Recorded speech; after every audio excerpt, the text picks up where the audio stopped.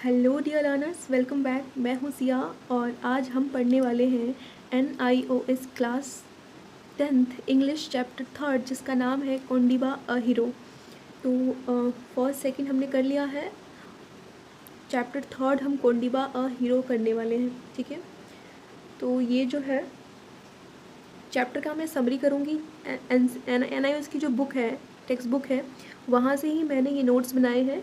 इसको थोड़ा शॉर्ट करके समरी टाइप में बनाएं ताकि आपको पूरा चैप्टर ना पढ़ना पड़े और जितना ही मैं आपको पढ़ाऊँ इसी में पूरा चैप्टर आपका कंप्लीट हो जाए और समझ में भी आ जाए। तो समरी से हम स्टार्ट करते हैं।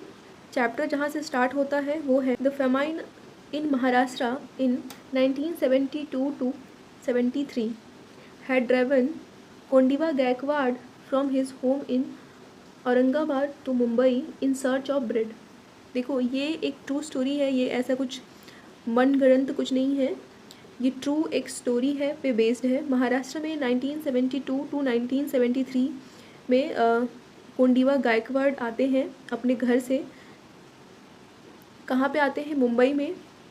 क्यों आते हैं? इन सर्च ऑफ फूड, ठीक है, मतलब कि अपना जीवन यापन करने के लिए वो यहाँ पर आते हैं। कोंडिबा को भीख मांगने से नफरत होती है, ठीक है। Kondiba hated begging but he soon learn that Mumbai is generous to beggars, specially blind beggars. As 25-year-old Kondiba was blind, he has become blind with small pox at the age of 8। जैसे कि हमने यहाँ पे देखा कि कोंडिबा को भीख मांगना बिल्कुल पसंद नहीं होता है, ले आए तो उन्होंने देखा कि जो मुंबई शहर है वो बेगर्स के लिए बहुत ज़्यादा काइंड है, ठीक है। और यहाँ पे बहुत सारे ऐसे बेगर्स हैं जो यहाँ पे अपना जीवन यापन ऐसे ही भीख मांग के करते हैं। लेकिन कोंडिबा अलग थे, उनको भीख मांगना पसंद नहीं था। अभी जब मुंबई आए थे कोंडिबा तब वो अभी वो कितने साल के थे? अभी वो 25 साल के थे, ठीक है। 25-year-old थे, लेकिन वो ब्लाइंड थे। उनको स्मॉल पॉक्स हो गया था बचपन में ही जब वो 8 साल के थे, ठीक है। नेक्स्ट पढ़ते हैं।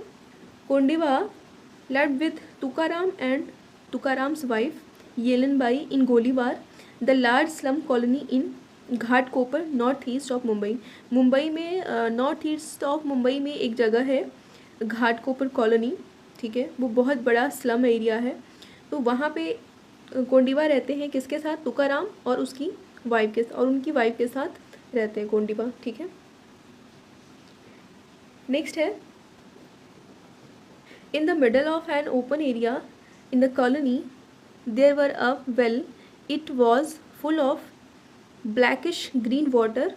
Nothing could be seen more than a few centimeters below the surface. कहते हैं कि जहाँ पे वो लोग रहते थे उस कॉलोनी में एक कुआं था।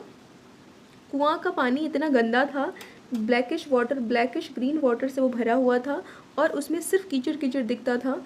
उसमें कुछ और समझ नहीं आता था कुछ सेंटीमीटर के नीचे, ठीक है। नेक्स्ट है the mouth of the well has gradually widened as the soil and rock on the sides fell in. इसका मतलब ये हुआ कि जो कुआं था ना, उसका माउथ, उसका मुंह इतना बड़ा, बहुत ज़्यादा बड़ा हो गया था और साइड से कुछ मिट्टी और पत्थर वगैरह उसमें गिरते जा रहे थे और वो उसका मुंह जो था, कुएं का जो मुंह था वो और बड़ा होते जा रहा था, ठीक है। क्योंकि वो साइड से मिट्टी और भी गंदगी वगैरह और पत्थर वगैरह वो कुएं के अंदर ही गिरता जा रहा था और उसका मुंह और बड़ा होता जाता था, ठीक है। नेक्स्ट है the bottom was narrow muddy and filled with, field एक साथ है, ठीक है, filled with weeds. The well was dangerous but seemed harmless. कहते हैं कि जो कुएं का जो नीचे था ना वो बिल्कुल मडी था। मडी मतलब कि बिल्कुल कीचड़ युक्त पानी, बिल्कुल था ही नहीं, दलदला सा था, कीचड़ वाला पानी था बिल्कुल।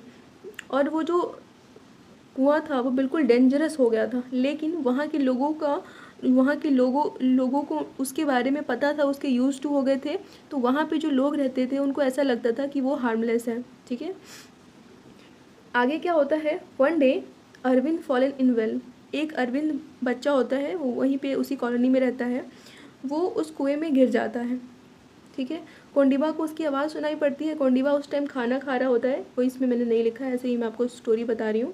कोंडिबा खाना खा रहा होता है, जब उसकी रोनी की आवाज़ सुनता है तो दौड़ते हुए आता है और कोंडिबा पुल्ड ऑफ क्लोथ्स, अपने कपड़े उतार के, अपने शर्ट उतार के, और वो उसमें जो वाटर है, कुएँ का वाटर है, उसमें कूद जाता है। ठीक है, क्यों कूदता है? उस अरविंद को बचाने के लिए। नेक्स्ट है, Kondiba had been a good swimmer as a young boy before he lost his sight. देखो 8 साल की उम्र में तो उनकी आँख ही चली गई थी, पर उससे पहले वो एक गुड स्विमर थे। ठीक है। It was now 2 minutes since Arvind had fallen in well.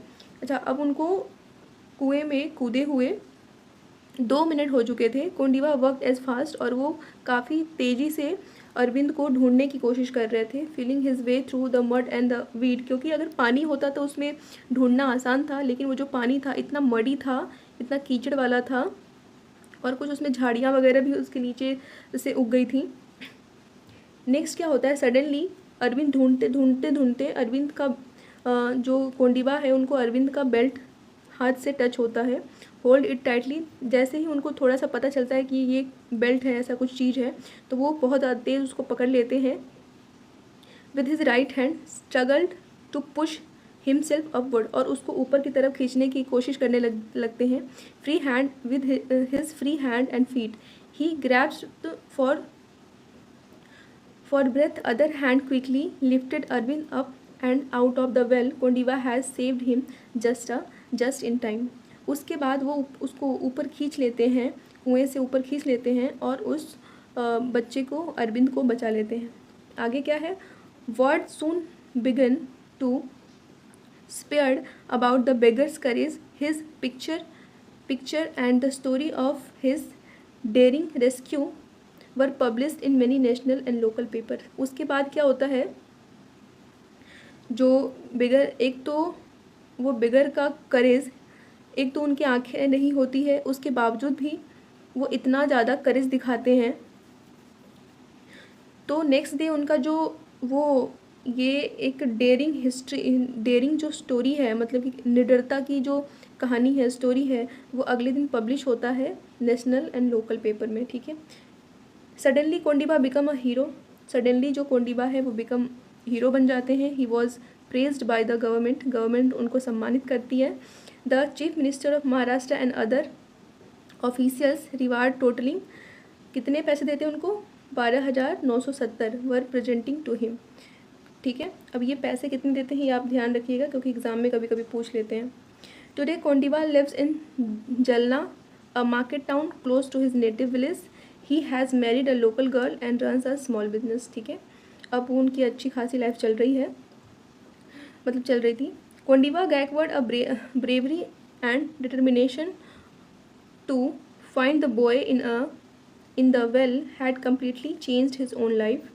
अच्छा, ये जो एक घटना है, जो उन्होंने एक बच्चे को बचाया, तो उसी घटने ने इनकी लाइफ बदल दी। The beggar who hated begging need never beg again.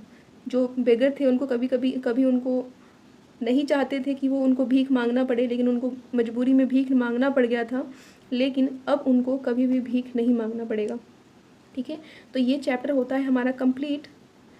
अब मिलते हैं नए चैप्टर के साथ, नई वीडियो के साथ। तब तक के लिए बाय बाय, टेक केयर।